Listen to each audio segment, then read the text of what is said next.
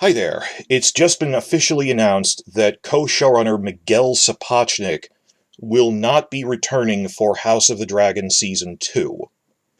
This isn't the end of the world, the sky isn't falling, and I get the impression that he never intended to stay beyond the first season. That this was always a one and done for him, just schedule-wise. This doesn't imply fighting behind the scenes, and sometimes they go, oh, we're reading between the lines, that, oh, clearly this director was angry. No, really, in this case, I don't think he intended to stay that long. Because of all of the things we heard in other news articles, that they had to actually argue him into doing this. That, Condell had to talk him into it, and they drove the proverbial dump truck full of money up to his house, and he had such a bad experience with Season 8, they were working him ragged. You saw this in behind-the-scenes videos, all the mismanagement by Benioff and Weiss, micromanaging him. It was terrible, that I don't think he wanted to come back to this, even though it was new people. So they talked him into, well, he has more faith in the new showrunner and HBO, because they knew, and they even said word for word, we needed to have him, a popular director from popular big battle episodes, on the first season to convince people to watch it. And I've seen many people over the last year or two saying in the comments, I wasn't going to give this show a try, but specifically because Miguel Sapochnik is on it for the first season, I will. HBO knew that. I'm not being cynical or anything, it's just common sense. Get him on to introduce the first season. And in the behind-the-scenes interviews for Season 1, while he's happy with his work, he has seemed really exhausted. He's blunt, he's a little quipping, and even though he has intelligent things to say about it, I really got the impression this is a ton of work. And it was absurd that, we've said this for a long time, it's absurd that Benioff and Weiss were clearly tired with this after the Red Wedding. And people behind the scenes have said, after Season 3, you could tell they were exhausted and just weren't into it anymore. But due to their egos, they wouldn't stand down and let someone else do it. This is the opposite of that. Sapochnik is really exhausted by this, and rather than phone it in, he's going to work on lighter projects unrelated to this, and other directors will take his place.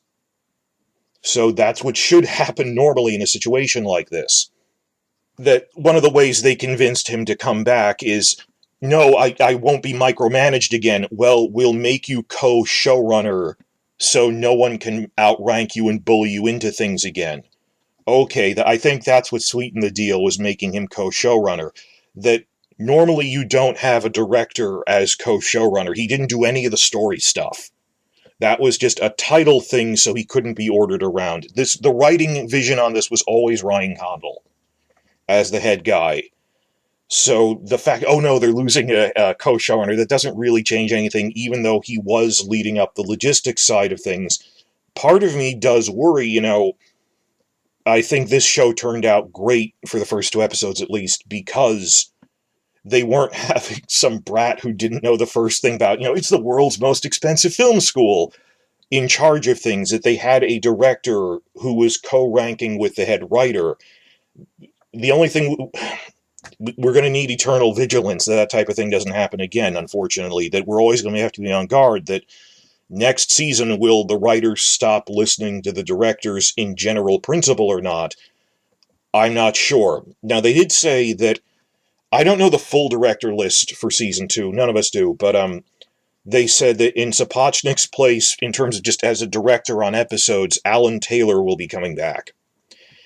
And on the one hand, he made the awful Beyond the Wall Season 7 episode, but guys, Sapochnik made Season 8's Long Night episode, that it's not the directors, it's that the showrunners, Benioff and Weiss, were telling them, I want it in darkness, I want things zipping around. It's not, the story thing of dragons zipping to the wall in an hour is not a director thing, that's a story thing. So, and I'm upset that Alan Taylor would snark in comments, oh yeah, well, it's a dragon, it's fantastical. Sapochnik snarks like that too in the comments, in the commentary tracks for Long Night. Oh, I guess we can't see anything because it's dark. They got screwed over by Benioff and Weiss, both of them. And they're not allowed to yell at Benioff and Weiss. We're blaming them for writing decisions, and I can tell they're in an unfair situation. it was annoying when they'd snark like that, but you know it's because they're not allowed to say whose fault it really was, and we keep harassing them. That these were writing things. People going, I've said this before, like Sapochnik's cinematographer, Fabian Wagner, kept getting criticized. He came back for the first episode of this. He's Sapochnik's guy again throughout season 1 on this. People kept blaming him for the darkness levels when we have so much proof that, like, the concept art of the lighting levels was darkness for Long Night.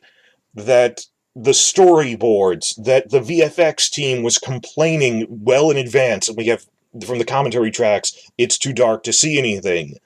This was not a cinematography decision. He was the one yelling at Benioff and Weiss, Wagner, you can't see anything, and they overruled him, just as they overruled Sapochnik, just as they overruled Taylor.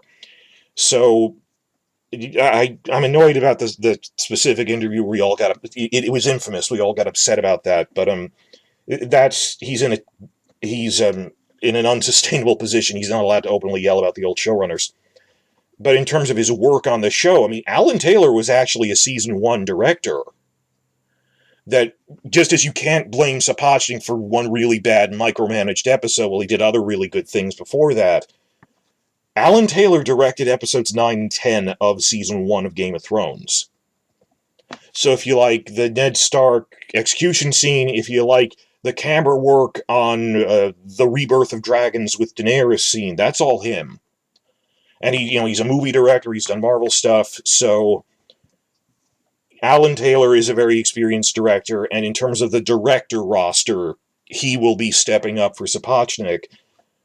And there is a wider question of, maybe we should always have a director as co-showrunner to keep a leash on writers who make unrealistic demands. Gonna need eternal vigilance for that. But this isn't scary news or anything. We got the impression from interviews that they had to argue him into coming back. He seemed very exhausted. He's proud of the work he did. It's just this was a one and done for him. And they waited right after season 2 renewal to announce this, so I'm okay with that.